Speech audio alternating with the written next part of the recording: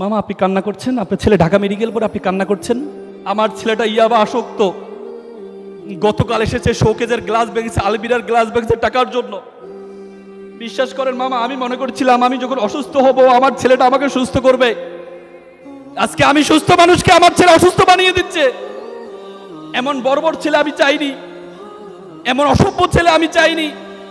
আমার ভাইয়ের ছেলে দিনমজুর, সারাদিন রিক্সা চালিয়ে এসে একসাথে খাওয়া দাওয়া করে। বিশ্বাস করেন মামা, আজকে 6 মাস আমি আমার ছেলেকে দেখি নাই। আজকে 6 মাস আমি আমার ছেলেকে দেখি নাই। আপনি আপনার সন্তানকে ডাক্তার বানালেন, ইঞ্জিনিয়ার বানালেন, কোনো কাজে আসবে না। এই ছেলের মধ্যে ধর্মীয় জ্ঞান না থাকে, এই ছেলে ভয়ঙ্কর আকার ধারণ করবে, ভয়ঙ্কর আকার ধারণ করবে।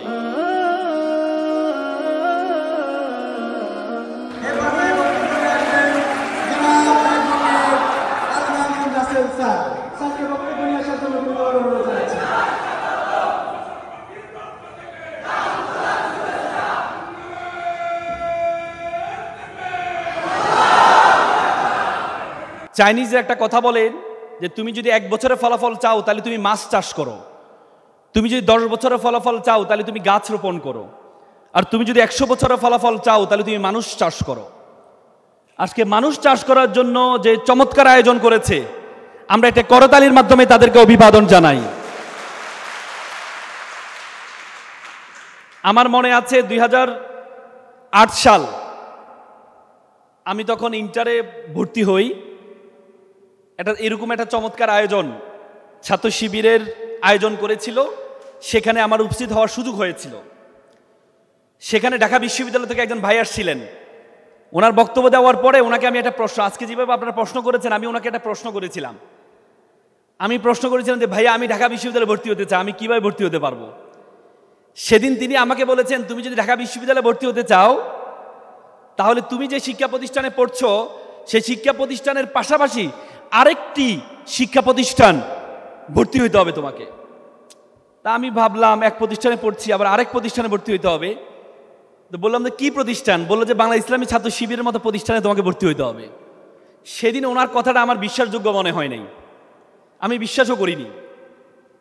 পরবর্তীতে যখন ইন্টার শুরু হলো আমাদের, তখন তারা আমাদের জন্য একাডেমিক কোচিংয়ের ব্যবস্থা করলেন যে তুমি এসএসসিতে A+ পেয়েছো, তোমার জন্য ইন্টারের জন্য A+ তোমার নিশ্চিত হয়, এই জন্য তোমার জন্য আমাদের একাডেমিক কোচিং আছে। কোচিংয়ে ভর্তি হলাম, পরবর্তীতে ইন্টার A+ পেলাম। পাওয়ার পর আমাকে জিজ্ঞেস করা হলো তুমি কোথায় যেতে চাও, তুমি কি মেডিকেলে যেতে চাও নাকি ঢাকা বিশ্ববিদ্যালয়ে যেতে চাও?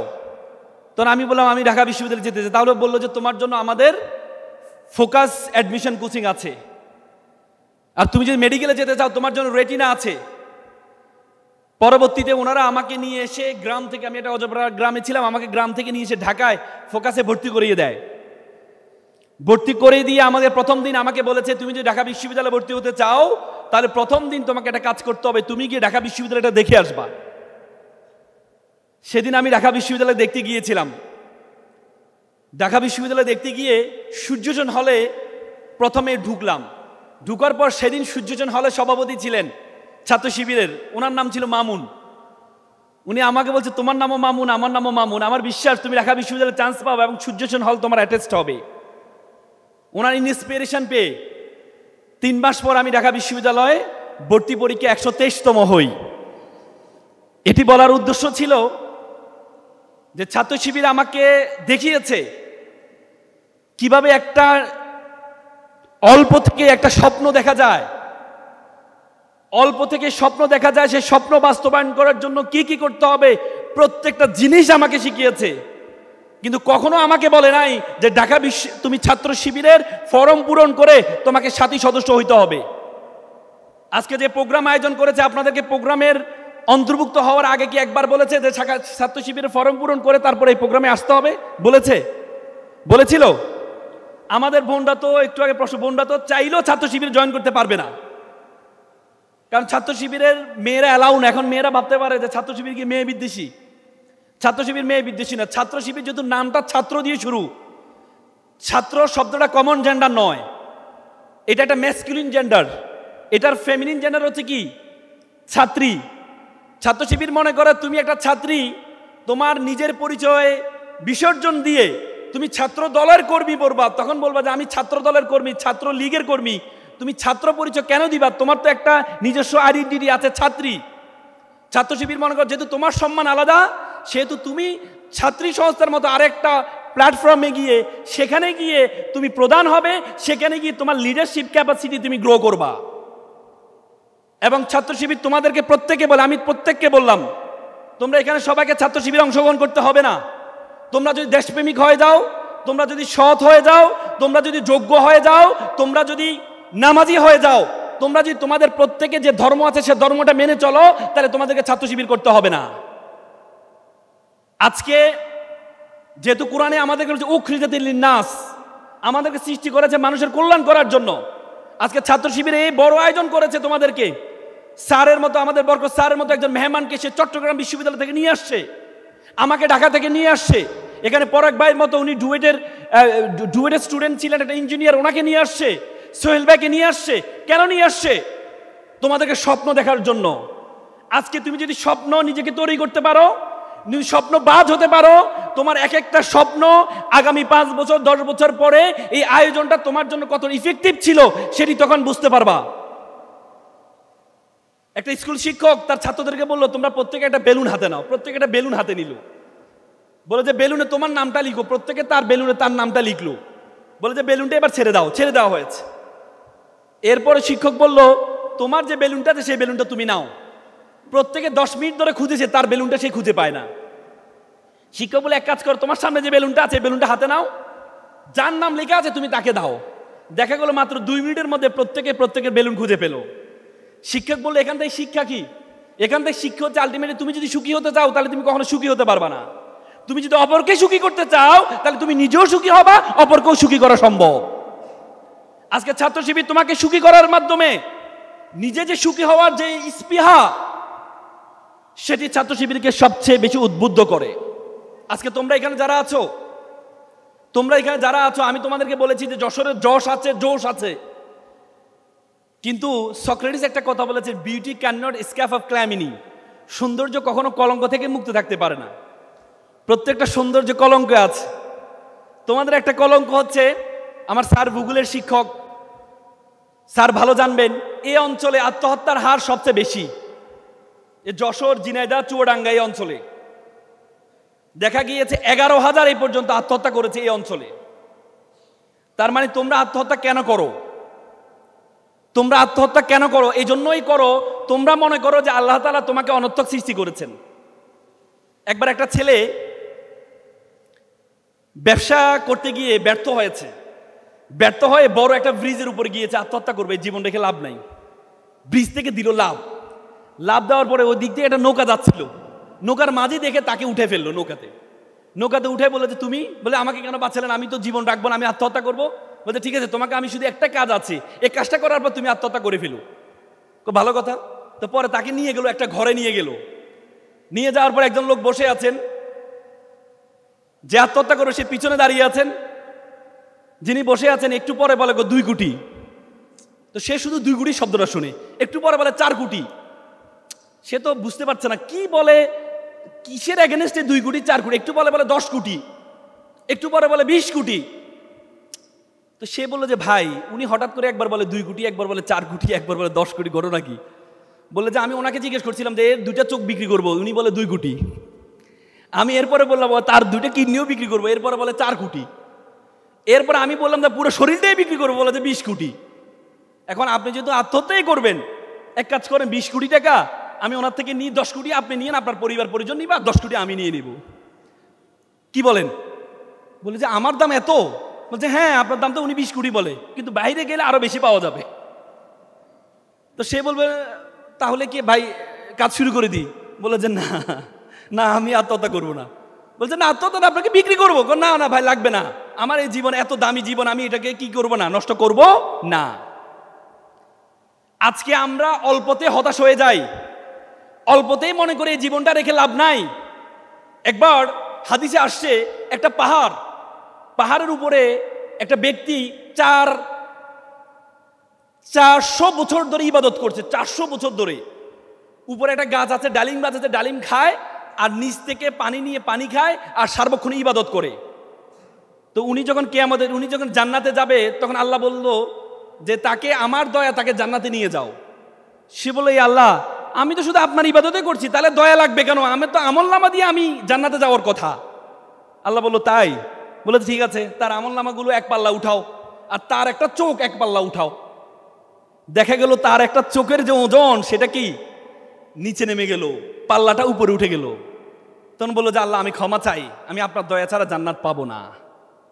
তার মানে একটা চোখের কত গুরুত্ব, এই গুরুত্ব তোমার চোখ আছে বলে তুমি বুঝবা না, তোমার হাত আছে বলে তুমি হাতের গুরুত্ব বুঝবা না। যার চোখ নাই তুমি তাকে জিজ্ঞেস করো এই চোখের গুরুত্ব কতটুকু। আল্লাহ তাআলা যখন পৃথিবী তৈরি করলেন, পৃথিবীতে আল্লাহ তাআলা তৈরি করেছেন, আপনারা জানেন শনিবারে আল্লাহ তাআলা পৃথিবী তৈরি করেছেন।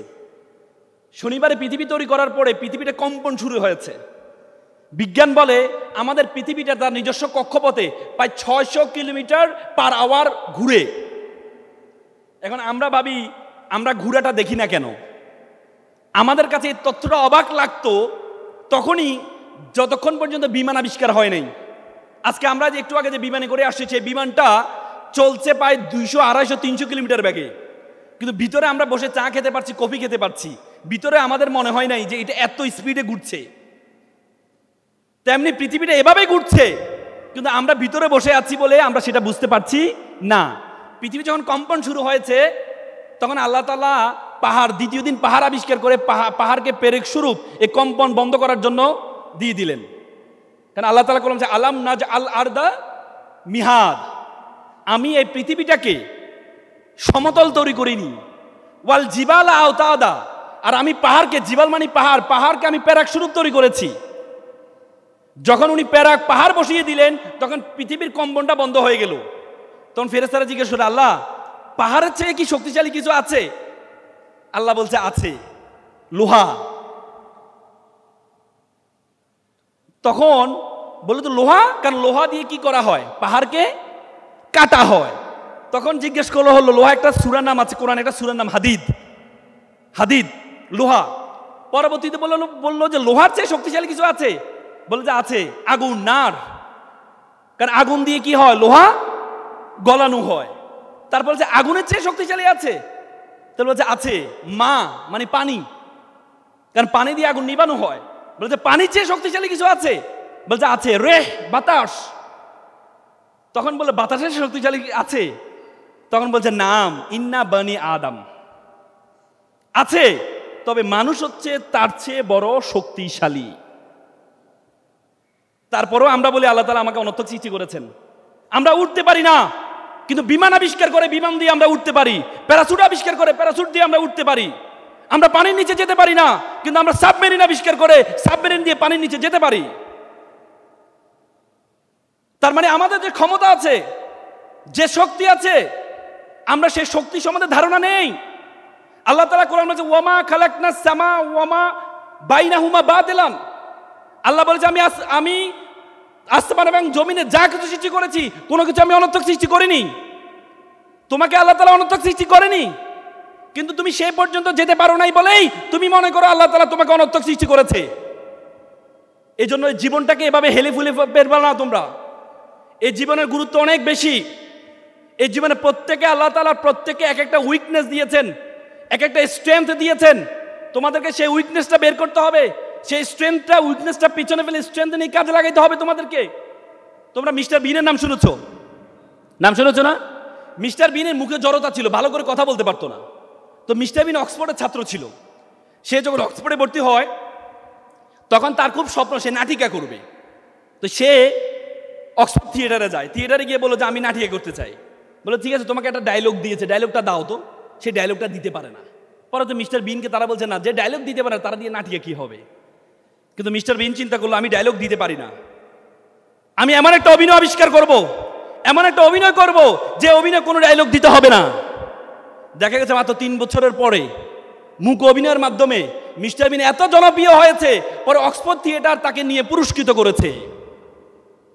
তার মানে তোমার উইকনেস আছে, কিন্তু আল্লাহ তাআলা তোমাকে একটা স্ট্রেংথ দিয়েছে।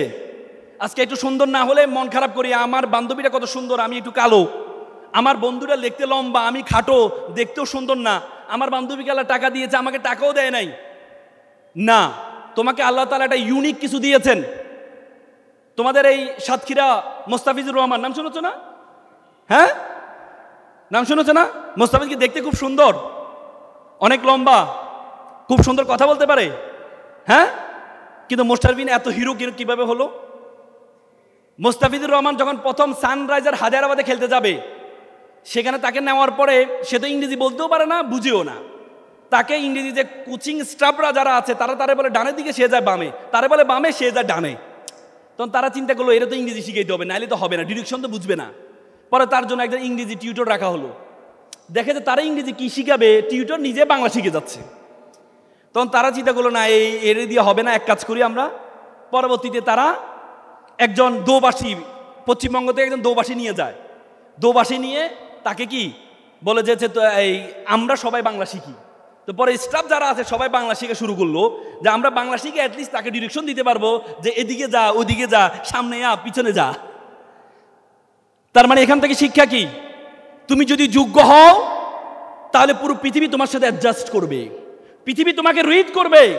আর তুমি যদি ব্যর্থ হও তাহলে পুরো পৃথিবীর সাথে তোমাকে অ্যাডজাস্ট করতে হবে।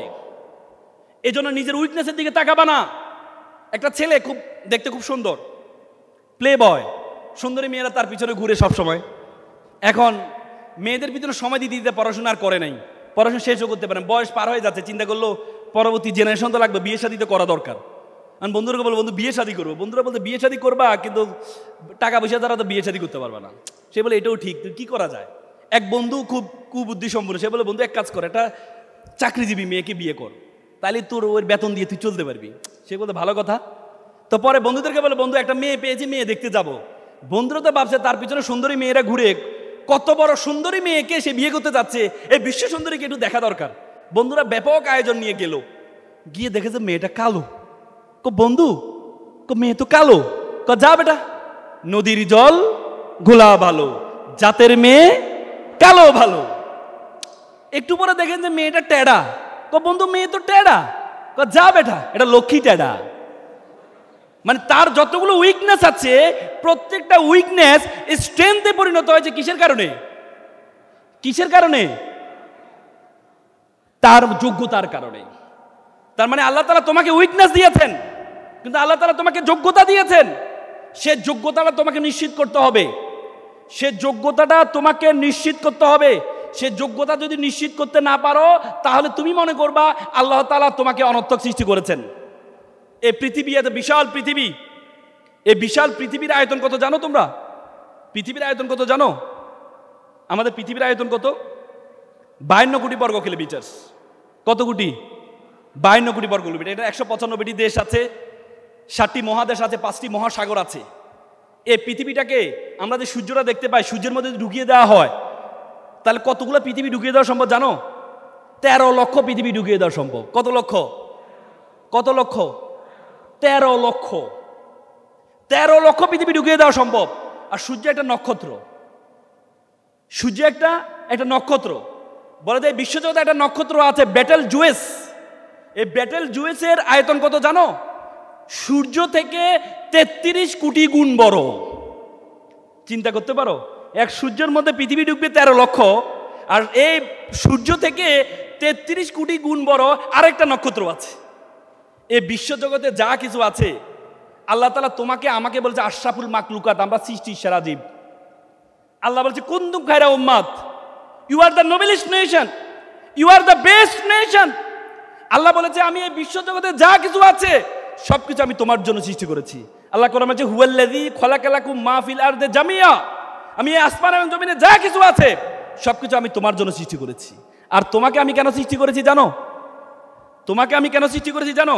ওয়ামা খালাকতুল জিন্না ওয়াল ইনসা ইল্লা লিয়াবুদুন, I created everything for you and you are created only worship of almighty. আল্লাহ তোমাকে আমাকে সৃষ্টি করেছে শুধু ইবাদত করার জন্য। ইবাদত, আমরা ইবাদতের ডেফিনেশনে জানি না। আমরা মনে করি শুধু নামাজ পড়া ইবাদত, রোজা রাখা ইবাদত, কিন্তু জ্ঞান অর্জন করা যে একটা বড় ইবাদত, সেই ইবাদত সম্বন্ধে আমাদের ধারণা নেই। আল্লাহ তাআলা কোরআন নামাজের কথা কোরআনে 82 বার বলেছেন, 82 জায়গায় জ্ঞান অর্জন করার কথা বলেছেন। ইসলামের প্রথম স্লোগান আল্লাহু আকবার নয়, ইসলামের প্রথম স্লোগান ছিল ইকরা, পড়ো। পড়ো, পড়ার জন্য বলেছেন। আল্লাহ রাসূলকে প্রথম যে উপদেশ দিয়েছেন পড়ো। আল্লাহ তাআলা কোরআনে বলছেন হাল ইয়াস্তাবিল্লাযীনা ইয়ালামুনা ওয়াল্লাযীনা লা ইয়ালামুন, who knows and who doesn't know all are not same. যে জানে যে জানে না সে সমান নয়, সমান নয়। এই জন্য তোমাদেরকে নলেজ গ্যাদার করতে হবে, প্রচুর পরিমাণে পড়তে হবে। আজকে তোমরা এখানে তোমাদের মধ্যে একটা হীনমন্যতা তোমরা সবসময় ভোগো, যে আমরা একটা পলিটেকনিক্যালে পড়ি, বিএসসি ইঞ্জিনিয়াররা আছেন, তারা তো বড় বড় চাকরিগুলো নিয়ে নেয়, আমার দ্বারা কি কিছু হবে, এই একটা চিন্তা তোমাদের মধ্যে, একটা হীনমন্যতায় তোমরা থাকো। একবার একটা ইগলের ডিম একজনের লোকে চুরি করে নিয়ে এসে মুরগির খোয়ারে রেখে দিল। তো মুরগির খোয়ারে রাখার পর মুরগি তা দিল, তা দেওয়ার পর কি বেরিয়েছে জানো? ইগলের বাচ্চাই হলো। তো মুরগির বাচ্চা ইগলের বাচ্চা একসাথে হাঁটে। তো তখন ইগলের বাচ্চা উপরে দেখেছে কিছু পাখি উড়ে যায়। সে বলতে, ইস আমি যদি উঠতে পারতাম। তখন বলে যে তুমি উড়বা? মুরগির বাচ্চা বলে, না বেটা, উড়া আমাদের কাজ না, আমাদের কাজ হচ্ছে হাঁটা, উড়া আমাদের কাজ না। তো সে তাদের না শুনতে সে আর উড়ার চেষ্টা করে না। কিছুদিন হাঁটতে হাঁটতে ইগলের বাচ্চাদের সাথে তার দেখা হয়। ইগলের বাচ্চারা উড়ে, এ তো হাঁটে, বলছে উড়ো, না উড়া তো আমার কাজ না। আরে বেটা উড়া তোমার কাজ।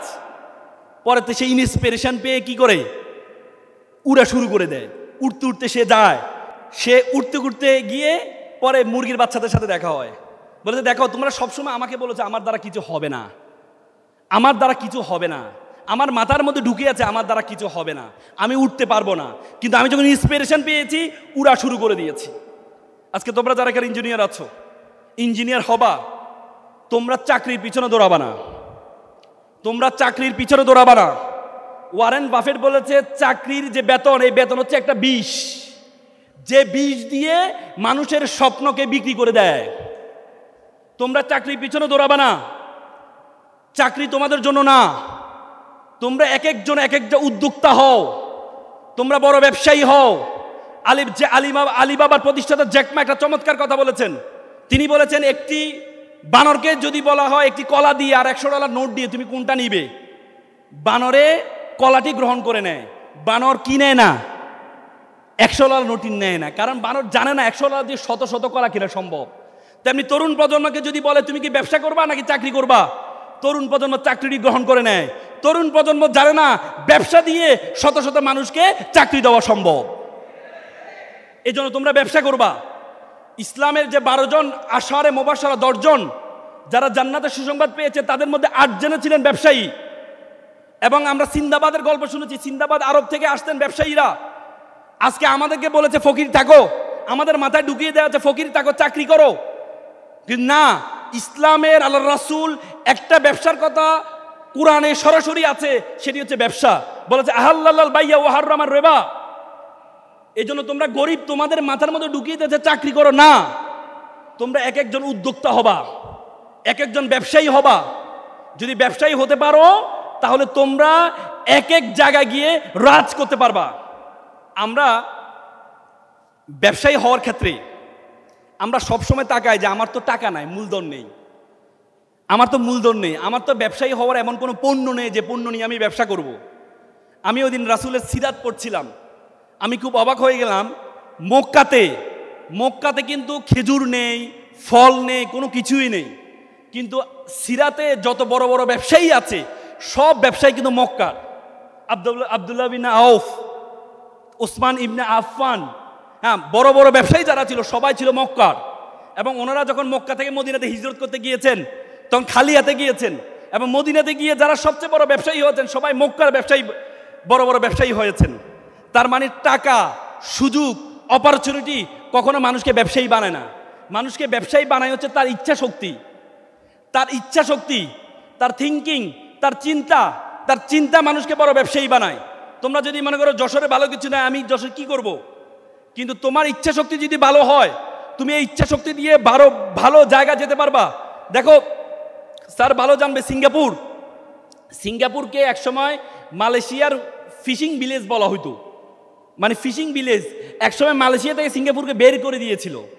সিঙ্গাপুরের যেই জাতির জনক লি কুয়াং উইং, তিনি চিন্তা পড়ে গিয়েছিলেন যে আমার তো এমন কোনো সুযোগ সুবিধাও নেই, মাত্র একটা ফিশিং ভিলেজ। বলা হয় যে সিঙ্গাপুরে আমার যাওয়ার সুযোগ হয়েছে যখন বিমানটা উঠতে তার সীমানা শেষ হয়ে যায়। কিন্তু সিঙ্গাপুরে একটা বিজনেস হাবে পরিণত হয়েছে। সিঙ্গাপুরে কোনো পানি নেই, কিন্তু বড় বড় জাহাজগুলো সবগুলো লঙ্গর ফেলে সিঙ্গাপুরে, সেখান থেকে পানি নিয়ে ক্রু পরিবর্তন করে সব কিছু সিঙ্গাপুর তাকে একটা হাবে পরিণত করেছে। পাঠাও, উবার, তাদের নিজস্ব কোনো গাড়ি নেই। গাড়ি আছে? উবারের নিজস্ব গাড়ি আছে? পাঠাও, ইলিয়াস, যে দুই বন্ধু মিলে শুরু করেছে, তার নিজস্ব কোনো গাড়ি নেই, যে আরেকজনের গাড়ি আমি ভোক্তাদের কাছে দিয়ে দিব। এই যে থিঙ্কিংয়ের কারণে কোটি কোটি হাজার হাজার কোটি টাকা তারা ইনকাম করছে। উবার পুরো পৃথিবীতে চলে, কিন্তু উবারের নিজস্ব কোনো কি নেই, গাড়ি নেই। এজন্য তোমাকে শুধু সবসময় তোমরা যদি মনে করো টাকা, সুযোগ সুবিধা, মুকেশ আম্বানি ভারতের সবচেয়ে বড় ধনী, মুকেশ আম্বানির ছেলে আনাত আম্বানি, তার বাবার কত % পেয়েছে? তার কি ব্যবসায়িক সুযোগ সুবিধা ছিল না? তার কি সব কিছু ছিল না? টাকা ছিল না? তারপরে কি তার বাবার মতো হতে পেরেছে? তার মানে সব কিছু অপরচুনিটি, টাকা, পরিবার দিয়ে হয় না, ইচ্ছা শক্তি লাগবে। এই জন্য তোমাদের পজিটিভ হইতে হবে। তোমরা জানো এডিডাস জার্মানের একটা জুতা কোম্পানি, দ্বিতীয় বিশ্বযুদ্ধের পরে সবচেয়ে জনপ্রিয় কোম্পানি। এডিডাস একবার তার একটা মার্কেটিং অফিসারকে পাঠিয়েছে আফ্রিকায়, বলে যাও জুতার ব্যবসা করে আসো। সে সেখানে যায়, গিয়ে দেখে যে আফ্রিকার মানুষ জুতেই পরে না। তো সে চলে আসলো যে আফ্রিকার মানুষ যেহেতু জুতা পরে না, তাহলে আমি এখানে কি ব্যবসা করব, চলে আসে। পরে নাইক, আমেরিকার একটা জুতা কোম্পানি নতুন শুরু হয়েছে, সেখানে একটা মার্কেটিং অফিসারকে পাঠালো, যাও জুতার ব্যবসা করে আসো। সে গিয়ে দেখে যে এরা জুতা পরে না। সে চিন্তা করলো, আমি যদি এদেরকে জুতা পরা শিখাতে পারি, কি শিখাতে পারি, জুতার ফজিলত সম্বন্ধে তাদেরকে শিখাইতে পারি, তাহলে আমি সবচেয়ে বড় ব্যবসা করতে পারবো। সে 3 মাস থেকেছে, 3 মাস থেকে সেখানে মানুষকে জুতার ফজিলত সম্বন্ধে শিখিয়েছে। সকল কিছু বোঝানোর পরে তারপরে দেখা গিয়েছে পুরো বিশ্বে নাইক যা ব্যবসা করে নেয় তার চেয়ে বেশি ব্যবসা করেছে কোথায়? আফ্রিকায়। তার মানে তোমাকে পজিটিভ হইতে হবে, ব্যবসা করার জন্য তোমাকে পজিটিভ হইতে হবে। পজিটিভিটি থাকলে তুমি বড় ব্যবসায়িক হতে পারবা। আর তার চেয়ে বড় কথা যে পরিশ্রম লাগবে। Industrious is very important. Business এবং ইঞ্জিনিয়ারের যে অক্ষরগুলো আছে, এর মধ্যে একটা আছে ইন্ডাস্ট্রিয়াস, মানে তোমাকে পরিশ্রমী হতে হবে। পরিশ্রম তার কোনো বিকল্প নেই।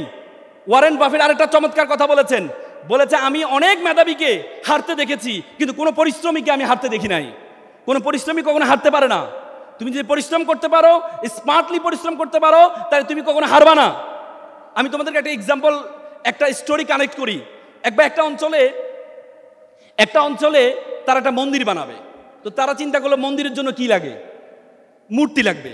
তো তারা শুনছে পাহাড়ে একটা মূর্তি আছে, সাদা মূর্তি আছে, বড় মূর্তি। তারা গিয়েছে মূর্তির কাছে, মূর্তি সাহেব, পাথর সাহেব, আপনাকে আমরা একটু নিব। বলতে আমাকে নিয়ে কি করবা? বলতে আপনাকে নিয়ে কাটবো, ঘষবো, মেজে আপনাকে মূর্তি বানাবো। বলেছে ভালো কথা, কি করবে? বলছে আপনাকে সবাই যে সালাম করবে, সেলুট করবে, প্রণাম করবে। বললো ঠিক আছে, সব ঠিক আছে, কিন্তু ওই যে কাটবা, ঘষবা, বলছে মাত্র 6 মাস। না এই কষ্ট আমি করতে পারবো না।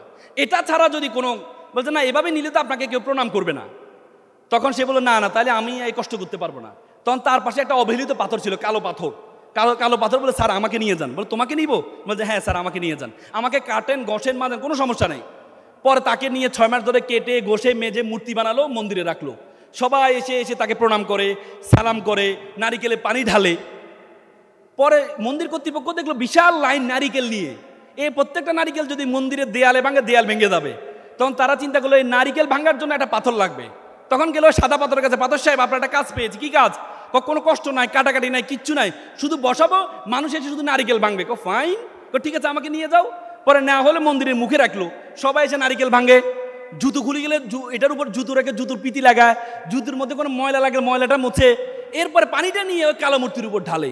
সে বলছে কিরে বেটা, এর সাথে কেউ কখনো তার সাথে বসতো না, তার সাথে সেলফি তুলতো না, আমার সাথে বসতো, ছবি তুলতো, আর আজকে মানুষ রাস্তায় আমাকে লাথি মারে আর তাকে প্রণাম করছে, সালাম করছে। তখন কালো মূর্তি বললো স্যার আপনি তো দেখতে পাচ্ছেন আজকে আমার কষ্টটা, কিন্তু আমাকে যখন কাটা হয়েছে, আমাকে যখন ঘষা হয়েছে, আমাকে যখন মাজা হয়েছে, সেটি আমি সহ্য করেছি বলেই আজকে মানুষ আমাকে সালাম করছে, প্রণাম করছে। তুমি যদি মনে করো তুমি কষ্ট করবা না, পরিশ্রম করবা না, তোমাকে মানুষ সালাম করবে, স্যালুট করবে, তাহলে তুমি ভুল করবা। আমরা সবসময় বলি আর তাকদিরুল আইয়ুরু, তকদির কখনো পরিবর্তন হয় না, কিন্তু ইল্লা বিদুয়া। আল্লাহ রাসূল বলেন ওয়াল্লাহি সালিল ইনসানু ইল্লা মা আসা। মানুষ যতটুকু চাইবে সে ততটুকু পাইবে, মানুষ যতটুকু চাইবে ততটুকু পাইবে। তার মানে তোমাকে চাইতে হবে। আল্লাহ কোরআনে বলেছে ইন্নাল্লাহা লা ইউগাইয়িরু বিকাউমিন হাত্তা ইউগাইয়িরু বিআনফুসিকুম। আল্লাহ কোনো জাতির ভাগ্য পরিবর্তন করে না যতক্ষণ পর্যন্ত জাতি, ওই ব্যক্তি নিজের ভাগ্য পরিবর্তন করার চেষ্টা না করে। এই জন্য তোমাদেরকে সেটি করতে হবে। তার চেয়ে সর্বশেষ তোমাদেরকে যেটি নিশ্চিত করতে হবে সেটা হচ্ছে স্কিল, দক্ষতা। মনে রাখবা যে যারা সব জানে, আমি একটা চিরন্তন সত্য একটা কথা বলি, যারা সব জানে তাদের কোনো খাওয়া নাই। সমাজে যারা সব জানে তাদের কোনো খাওয়া নাই। একটা জিনিসকে ভালোভাবে জানতে হবে, একটা জিনিসকে ভালোভাবে জান। তোমরা দেখো প্রাইমারি স্কুলের একটা শিক্ষক, সে সকল সাবজেক্ট পড়ায়, তার বেতন কত? 20,000 টাকা। আবার দেখো বিশ্ববিদ্যালয় একটা শিক্ষক একটা সাবজেক্ট পড়ায়, প্রতিদিন 2-3টে ক্লাস নেয়, আমাদের স্যারের মতো 2-3টে ক্লাস নেয়, ওনাদের বেতন তো 80 থেকে 1 লক্ষ টাকা। তার মানে একটা সাবজেক্ট পড়ায়, ওনার একটা সাবজেক্ট স্পেশাল। তোমাকে সব জানলে হবে না, তোমাকে একটা জিনিস ভালোভাবে জানতে হবে। তোমাকে এমন একটা গুণ তোমার মধ্যে থাকতে হবে, 10 জন থেকে তোমাকে পার্থক্য করবে, 10 জন থেকে পার্থক্য করবে, এমন একটা গুণ তোমার মধ্যে থাকতে হবে। আগে বলা হতো this is time for GK, general knowledge, আর এখন বলে it's not time for GK, it's time for SK, special knowledge. তোমাকে স্পেশাল নলেজ গ্যাদার করতে হবে। তোমরা যারা চাকরি পিছনে ঘুরছো, একটা গবেষণা হচ্ছে আগামী 10 বছরের মাথা পায় 15 লক্ষ ড্রাইভার তার চাকরি হারাবে, 20 লক্ষ ব্যাংকার তার চাকরি হারাবে। এখন এআই এর যুগ বের হয়েছে, এখন প্রত্যেকটা জিনিস এআই দিয়ে করা সম্ভব। আগে পিএস রাখা হতো, এখন মানুষ পিএস রাখে না। এখন জেমিনির মধ্যে একটা অ্যাপস আছে, সেটা দিয়েছে শেষ, তার পিএস এর যত কষ্ট দুঃখ পিএস কে বলে, সব কিছু এখন এআই কে বলে। তার মানে ভবিষ্যতে তোমাদের ভেরি অ্যালার্মিং। এই জন্য তোমাদের দক্ষতার কোনো বিকল্প নেই। পৃথিবীর যত দক্ষতা আছে, সবচেয়ে বড় দক্ষতা হচ্ছে স্পিকিং স্কিল, কথা বলার দক্ষতা। কথা বলার দক্ষতা তোমাদেরকে আগে এনশিওর করতে হবে। কমিউনিকেশন স্কিল, নতুন নতুন মানুষের সাথে পরিচয় হতে হবে তোমাদেরকে। তোমরা ইন্ট্রোভার্ট হলে হবে না, কোথাও যাচ্ছ কারোর সাথে কথা বলছো না, না, এখন ইন্ট্রোভার্টের কোনো খাওয়া না, এক্সট্রোভার্ট হতে হবে তোমাকে। নতুন নতুন মানুষের সাথে পরিচয় হতে হবে, তোমাকে আইটি স্কিল থাকতে হবে, কম্পিউটার স্কিল থাকতে হবে, তোমাকে ভাষাগত দক্ষতা। আগে বাংলা ভাষা, এখন আমরা আমাদের সবচেয়ে বড় সমস্যা, আমরা নিজের ভাষাটাও ভালোভাবে বলতে পারি না। তোমার নিজের ভাষা, আন্তর্জাতিক ভাষা ইংরেজি, এবং তোমার ধর্মীয় ভাষা। তুমি যদি মুসলমান হও তাহলে তোমার আরবি ভাষাটা জানতে হবে, তুমি যদি হিন্দু হও তোমার সংস্কৃতি ভাষাটা জানতে হবে। তো সুতরাং এই স্কিলগুলো তোমাদের লাগবে। যদি স্কিলগুলো তোমাদের থাকে তাহলে তোমরা এক একটা বারুদে পরিণত হবে। পারবা তো ইনশাল্লাহ? আমি 2013 সালে মেবি 13 সালে আমি আমার যাওয়ার সুযোগ হয়েছে তোমার ইন্দোরে, ভারতের মধ্যপ্রদেশ, ইন্দোরের রাজধানী, এই মধ্যপ্রদেশের রাজধানী ইন্দোরে। সেখানে একটা সাউথ এশিয়ান ডিবেট কম্পিটিশন ছিল। সে সময় আমি ঢাকা বিশ্ববিদ্যালয়ের ছাত্র ছিলাম। আমরা যাওয়ার পর আসার সময় মুম্বাই হয়ে আসছিলাম। তো মুম্বাইয়ে একটা চিড়িয়াখানা দেখতে পেলাম, ডারউইন চিড়িয়াখানা। তো চিড়িয়াখানার ঢুকতে 3টা মূর্তি, বড় বড় 3টা মূর্তি আছে। একটা মূর্তি 2 চোখে হাত, একটা মূর্তি 2 কানে হাত, একটা মূর্তি মুখে 2 হাত। তা আমি হিন্দি ভাষা লেখা আছে, আমি বুঝতে পারছিলাম না। আমি কি লিখলাম, জিজ্ঞেস করলাম কি লেখা আছে। বলে 2 চোখে হাত মানে আমি খারাপ কিছু দেখবো না, মুখে 2 হাত মানে আমি খারাপ কিছু বলবো না, কানে 2 হাত মানে আমি খারাপ কিছু শুনবো না। আমার খুব দাগ কেটেছে যে এই তখন আমার খুব লেগেছে, আসলে কথা তো সত্য। আমি যদি খারাপ কিছু না দেখি আমি কখনো খারাপ কিছু বলবো না, আমি যদি খারাপ কিছু না বলি আমি কখনো খারাপ কিছু শুনবো না। সেখানে দেখলাম একটা বানর ধরার প্রক্রিয়া দেখাচ্ছে, একটা খাঁচার মধ্যে কিছু বাদাম রাখা হয়েছে, একটা ছিদ্র রাখা হয়েছে। বানর আবার বাদাম পছন্দ করে, সে বাদামটা নেওয়ার জন্য ছিদ্র দিয়ে হাতটা দেয়। হাতটা দেওয়া যখন বাদামটা হাতে নেয় তখন হাতটা বের করতে পারে না। সে চাইলে এখান থেকে বের হতে পারে, কীভাবে বলো তো? বাদামটা ছেড়ে দিলে, কিন্তু সে বাদামের লালসা ছাড়তে পারে না। তোমাদের এরকম অনেক বাদাম আছে তোমাদের লাইফে। আড্ডা is a one kinds of বাদাম, game is a one kinds of বাদাম, serial is a one kinds of বাদাম, Facebook is a one kinds of বাদাম, smartphone is a one kinds of বাদাম। বাদামের লালসা যদি তোমরা না সার্টেন টাইম না চাতে পারো তাহলে তোমরা বানরের মতো খাঁচার মধ্যে বন্দী হয়ে যাবা। এফিজ আব্দুল কালাম বলেছে, প্রজাপতির পিছনে ঘুরিও না, ফুলের চাষ করো, প্রজাপতি তোমার পিছনে ঘুরবে। তো সুতরাং সে ফুলের চাষ তোমাদেরকে করতে হবে। আজকে তুমি একটু আড্ডা না দিলে, বন্ধুদের সাথে না চলে, বন্ধুরা বলে আনস্মার্ট ছেলেটা কোথা থেকে আসলো, আমাদের সাথে কথা বলে না, আমাদের সাথে আড্ডা দেয় না, আনস্মার্ট বলবে তোমাকে। কিন্তু কান দিয়ে শুনে বসে থাকো, শুনবাও না দরকার হলে। তোমরা এখানে যারা আছো তোমাদের বাবা মা অনেক কষ্ট করেছে, তোমাদের বাবা মা অনেক কষ্ট করেছে, তোমাদেরকে এখানে পড়ানোর জন্য অনেক কষ্ট করছে। আজকে আমাদের দেশের জন্য অ্যালার্মিং, আমাদের দেশে বৃদ্ধাশ্রম বেড়ে যাচ্ছে, খুব ভয়ঙ্কর আকারে বৃদ্ধাশ্রম বেড়ে যাচ্ছে। এই বৃদ্ধাশ্রম বাড়ার মূল কারণ হচ্ছে আমরা মোরাল যে নলেজ, সেই নলেজটা আমরা গ্যাদার করতে পারছি না। আজকে বলে যে মেডিকেল সায়েন্স বলে একটা মানুষ সর্বোচ্চ ব্যথা সহ্য করতে 45 ইউনিট, তার চেয়ে বেশি হলে সে হয়তো বেহোশ হয়ে যায়, না হলে মারা যায়। একটা মা যখন সন্তান প্রসব করে তার ব্যথা নিয়েছে 55, বলে 30টি হাড় একসাথে ভাঙলে যেমন ব্যথা পায় তার চেয়ে বেশি ব্যথা পায় মা। এরপরে আমরা মাদেরকে বৃদ্ধাশ্রমে রেখে আসছি। ওই দিন একটা হাদিস পড়ে আমি খুব অবাক হয়ে গিয়েছিলাম। আল্লাহ রাসূল যখন মেরাজে যখন জান্নাতে গিয়েছিলেন, সেখানে একজন দেখছেন কোরআন পড়ছেন। আল্লাহ রাসূল জিবরাইল আলাইহিস সালামকে জিজ্ঞেস করছেন, এটা কে? বললো যে এটা আপনার সাহাবী হারিসা ইবনে নোমান। বলতে হারিসা ইবনে নোমান তো এখনো মারা যায়নি। বলছে না, তিনি কোরআন পড়ছেন। পরে আল্লাহ রাসূল যখন গিয়ে হারিসা ইবনে নোমানকে জিজ্ঞেস করলো, জান্নাতে আমি তোমাকে দেখতে পেলাম তুমি কোরআন পড়ছো, তুমি এমন কি ইবাদত করো?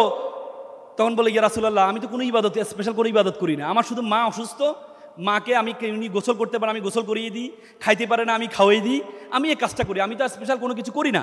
তখন আল্লাহ রাসূল বলছে, কাজা আলিকাল ফিররি, কাজা আলিকাল ফিররি, কাজা আলিকাল ফিররি, 3 বার বললেন। এটাই হচ্ছে তোমার জান্নাতের জন্য, তুমি মায়ের সাথে যে সদাচরণ করছো, এটাই তোমার জান্নাত পাওয়ার জন্য যথেষ্ট হয়েছে।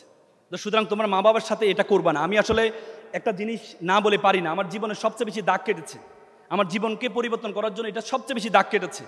আমি দ্যাট টাইম আমি ঢাকা বিশ্ববিদ্যালয়ের সূর্য হলে থাকতাম। আমি রাতে একজন আমাদের নাইট গার্ড ছিলেন, উনি সারা দিন নাইট ডিউটি দিতেন। একদিন দেখলাম সকালে উনি পিঠা বিক্রি করছেন। আমি বললাম যে মামা, আপনি সারা দিনে নাইট ডিউটি দিন, শহরে পিঠা বিক্রি, আপনি ঘুমানটা কখন? মামা আমার জন্য দোয়া করবো, আমার ছেলেটা এসএসসিতে প্লাস পেয়ে, যদি এসএসসিতে প্লাস পায় আমার ছেলেকে আমি ঢাকা মেডিকেলে ভর্তি করাবো। এখান থেকে দেখা যায় আমার খুব স্বপ্ন, আর এই চাকরি করবো না, ঘুমাইতে পারি না, এই চাকরি করবো না, আমার ছেলে ঢাকা মেডিকেল চান্স পাওয়ার পর চাকরি ছেড়ে দিব। আমি বললাম, মামা ছেলেকে ধর্মকর্ম শিখান্ত। বলে যে মামা আমার ছেলে ভালো ছেলে, আসেন আমি তারপরে একটু ধর্মকর্ম শিখেন। কিছুদিন দেওয়ার পর দেখলাম দুপুরে ফল বিক্রি করে। তো আমি বললাম, মামা সারা ধরে নাইট ডিউটি দেন, সকালে পিঠা বিক্রি করেন, দুপুরে ফল বিক্রি, ঘুমানটা কখন? বলছে মামা আমার ছেলে ইন্টারে প্লাস পেয়েছে, কোচিং ভর্তি করে তবে 30-35 হাজার টাকা লাগবে, এই জন্য আমি একটু কষ্ট করছি। তো পরবর্তীতে আমি ওনাকে নিয়ে কোচিংয়ে ভর্তি করে দিলাম, রেটিনায় ভর্তি করে দিলাম, ছাড়ের ব্যবস্থা করে দিলাম। কিছুদিন যাওয়ার পর মামা আমার রুমে মিষ্টি নিয়ে আসলো। কি উদ্বেলিত, কি উদ্ভাসিত, কি আনন্দিত! আমি সন্তানের আনন্দে এত আনন্দিত হতে পারে আমি কখনো মা বাপ দেখি নাই। বলছে মামা আমার ছেলে ঢাকা মেডিকেলে চান্স পেয়েছে। কিছুদিন যাওয়ার পর একদিন দেখলাম রাতে আমি জগিং করার জন্য বেরোচ্ছিলাম, মল চত্বরে ব্যায়াম করতে যাই রাতে 12টার পরে, দেখলো যে মামা কান্না করছে। বললো, মামা আপনি কান্না করছেন? মামা আপনি কান্না করছেন, আপনার ছেলে ঢাকা মেডিকেল পরে আপনি কান্না করছেন? বলছে মামা আমাকে ক্ষমা করবেন, মামা আমাকে ক্ষমা করবেন। জানেন মামা, আমার ছেলেটা ইয়াবা আসক্ত, আমার ছেলেটা ইয়াবা আসক্ত। গতকাল এসেছে, শোকেজের গ্লাস ভেঙেছে, আলবিরার গ্লাস ভেঙেছে টাকার জন্য। বিশ্বাস করেন মামা, আমি মনে করছিলাম আমি যখন অসুস্থ হব আমার ছেলেটা আমাকে সুস্থ করবে। আজকে আমি সুস্থ মানুষকে আমার ছেলে অসুস্থ বানিয়ে দিচ্ছে।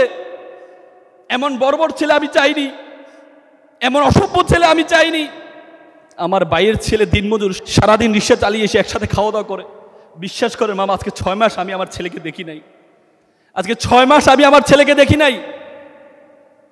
With due respect to our guidance, এখানে অনেকে আছেন, আপনি আপনার সন্তানকে ডাক্তার বানালেন, ইঞ্জিনিয়ার বানালেন, কোনো কাজে আসবে না।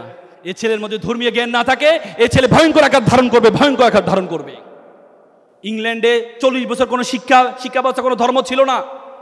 ইংল্যান্ডের শিক্ষা কমিশনের চেয়ারম্যান ছিল স্টিমলি হিল।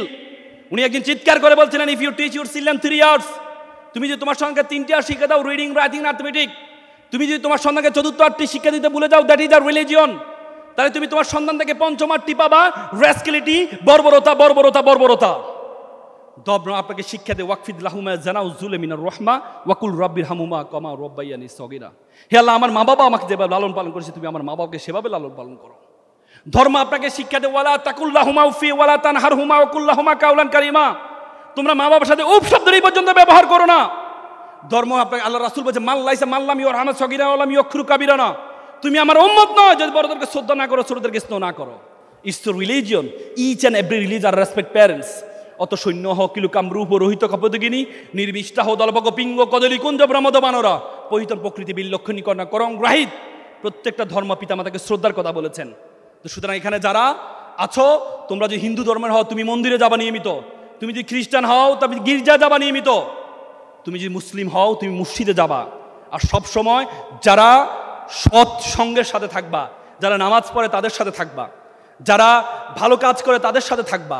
আর যখন তুমি খারাপ লোকের সাথে থাকবা, তাহলে তোমার মধ্যে খারাপ অনুভূতি তৈরি হবে, খারাপ কাজ করার আগ্রহ তৈরি হবে। সুতরাং তোমরা, আমাদের এই এত সুন্দর দেশ পৃথিবীতে তুমি কোথাও পাবা না। এত সুন্দর দেশের প্রতি একটু মমত্ববোধ রাখবা।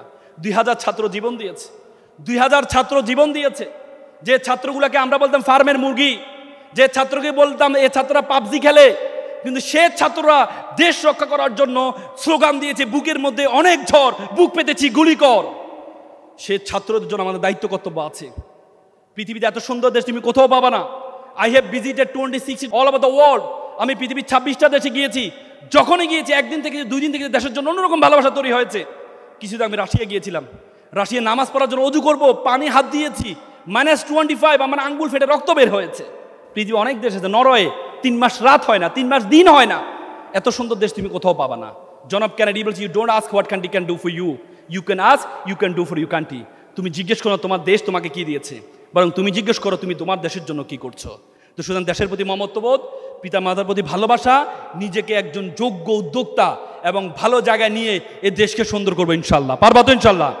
শিক্ষার্থীরা সবাই একটু দাঁড়াও, শিক্ষার্থীরা সবাই একটু দাঁড়াও, আমার সাথে একটা ওত বলবা। হাতের সাতটা হাতের সামনে নাও, হাতের সামনে নাও, সব আমার সাথে বলো, বলো আমি ওয়াদা করছি। লাউডলি বলো, যশোরের জোশ দেখাও, জোশ দেখাও, লাউডলি বলো, বলো আমি ওয়াদা করছি খারাপ কিছু দেখবো না, খারাপ কিছু শুনবো না, খারাপ কিছু বলবো না। যে মুখে ডাকি মা, সে মুখে মাদক না, মানুষের মতো মানুষ হব, পিতামাতাকে শ্রদ্ধা করব, নিজের দেশকে নিজেই গর্ব। তোমরা যারা ছোট্ট শিশু, বড় হবে ঠিক, তোমরা হবে শিল্পী, কবি, লেখক, বৈজ্ঞানিক। আজকে যারা ফুলের কলি, কালকে হবে ফুল, তোমরাই দূর করবে এই সমাজের ভুল।